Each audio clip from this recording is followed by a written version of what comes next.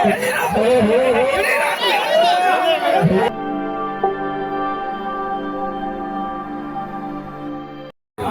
ಏನಿದ್ದು team ಇತ್ತಲ್ಲ ಅದೇ team ನಿಂತ್ಕೊಳ್ಳಿ.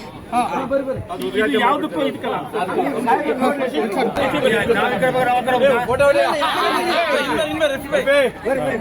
ಎಳಿಬೇಡಿ.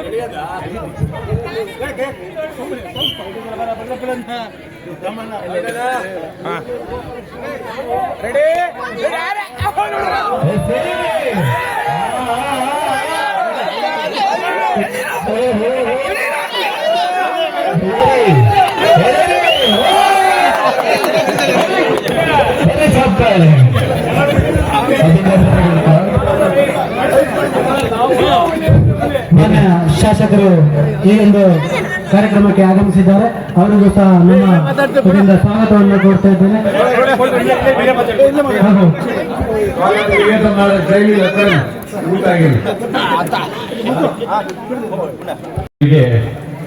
ಈ ತರ ಒಂಥರ ಖುಷಿ ತರೋದೇ ಒಂಥರ ಮಜಾ ಇರ್ತದೆ. ಇದು ಬಹಳ ನೋಡಿದ್ದಾರೆ ನೋಡಿದ್ದೀವಿ. ಈ ತರ ಒಂದು ಖುಷಿ ನೋಡಿ, ಹೆಣ್ಮಕ್ಳು ನಮ್ಮ ತಾಯಿದ್ದಾರೆ ಎಷ್ಟು ಜನ ಬಂದಿದ್ದಾರೆ, ನೀವು ಬಂದಿದ್ದೀರಿ. ಒಂಥರ ಏನೋ ಹೊಸ ಮಾದರಿಯಾಗಿರುತ್ತೆ ಇವತ್ತು.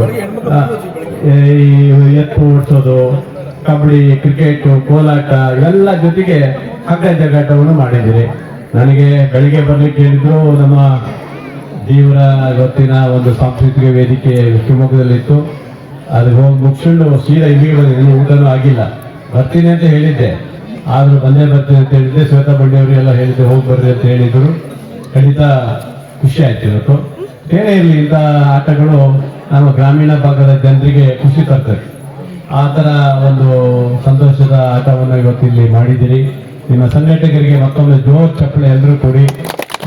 ಭಾಗದ ಗ್ರಾಮೀಣ ಭಾಗದ ಬಿಳಿಕಿ ಅಂತ ಒಂದು ಈ ಊರಲ್ಲಿ ನಾವು ಆಡಿಸ್ಬೇಕು, ಸಾರ್ವಜನಿಕರು ಇಲ್ಲಿ ಬರಬೇಕು, ಇಲ್ಲೊಂದು ಆಟ ಆಡಿಸ್ಬೇಕಂತ ಮನಸ್ಸು ಅವ್ರಿಗೆ ಬಂದಿದೆಯಲ್ಲ, ಅದು ಒಂದು ಖುಷಿ ತರುವಂತ ವಿಚಾರ.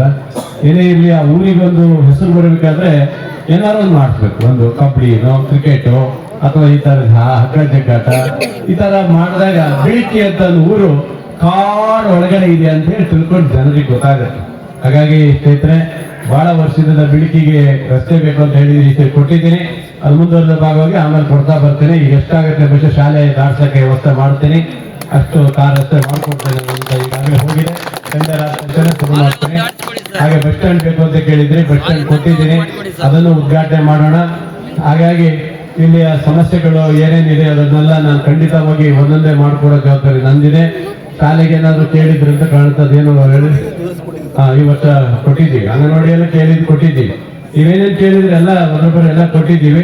ಹೊಸದಾಗಿ ಇನ್ನೇನಾದ್ರು ಬೇಕಾದ್ರೆ ಮುಂದಿನ ಬಜೆಟ್ ನಂತರ ಮತ್ತೆ ಕೊಡ್ಲಿಕ್ಕೆ ಅವಕಾಶ ಇದೆ. ಅದಕ್ಕಾಗಿ ನಾನು ಈ ಸರಿ ಒಂದು ತೀರ್ಮಾನ ಮಾಡಿದ್ದೀನಿ. ನಿಮ್ಮ ಜೇನಿ ಪಂಚಾಯತ್ಗೆ, ಕೋಡೂರು ಪಂಚಾಯತ್ಗೆ ನೆಕ್ಸ್ಟ್ ಹೈಯೆಸ್ಟ್ ನಿಮಗೆ ಎರಡೇ ಪಂಚಾಯತ್ಗೆ ಜಾಸ್ತಿ ಕೊಡ್ಬೇಕಂತ ತೀರ್ಮಾನ ಮಾಡಿದ್ದೀನಿ.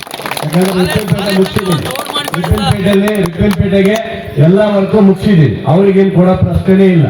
ನೆಕ್ಸ್ಟ್ ಜೇನಿ ಮತ್ತು ನಿಮ್ಮ ಕೋಡೂರಿಗೆ ಈಗಲೇ ಅಧ್ಯಕ್ಷರು ಇಲ್ಲೇ ಇದ್ದಾರೆ. ಅಧ್ಯಕ್ಷರೇ, ನಿಮ್ಮ ಎರಡು ಪಂಚಾಯತ್ಗೆ ಈ ಸರಿ ಹೈಯೆಸ್ಟ್ ಕೊಡ್ತೇನೆ, ಸರಿನಾ? ನಿಮ್ಮ ಎಲ್ಲ ರಸ್ತೆ ಮತ್ತು ಇಲ್ಲಿ ಮೂಲ ಸೌಕರ್ಯಗಳು ಏನೇನಿದೆ ಅವೆಲ್ಲಕ್ಕೂ ವ್ಯವಸ್ಥೆ ಮಾಡ್ಕೊಡೋ ಜವಾಬ್ದಾರಿ ನಂದು, ಸರಿನಪ್ಪ? ಅಷ್ಟು ನಾನು ಮಾಡ್ಕೊಡ್ತೇನೆ. ಇಷ್ಟು ಹೇಳಿ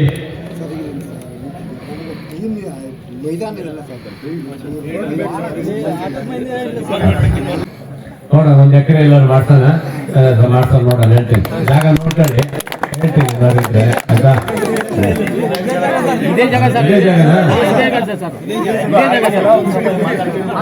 ಈ ಮರ ಯಾವ್ದು ನೋಡ್ತೀನಿ ನನ್ಗೆ ಅದೇ ಕಿರಿಕಿರಿ ಹಾರ್ತದಲ್ಲ, ಅದು ಬೆಂಕಿ ಹಚ್ಚಿದ್ರೆ ಹಾರ್ತದಲ್ಲ, ಹಂಗೆ ಕಟ್ಟಿ ಕಡಿಯಲ್ಲ ಯಾರು. ಅದು ನಿಮ್ ಕಡೆ ಕಡಿಬೋದು, ನಮ್ ಕಡೆ ಯಾರು ಕಡಿತಾ ಇರ್ಲಿಲ್ಲ. ಅದ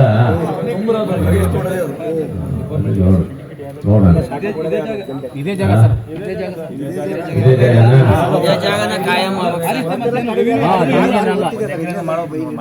ಆಯ್ತು. ಆಮೇಲೆ ನೋಡೋಣ, ಯಾರಿಗೆ ಹೇಳ್ಕೊಬೋದು ಸುಮ್ಮನೆ.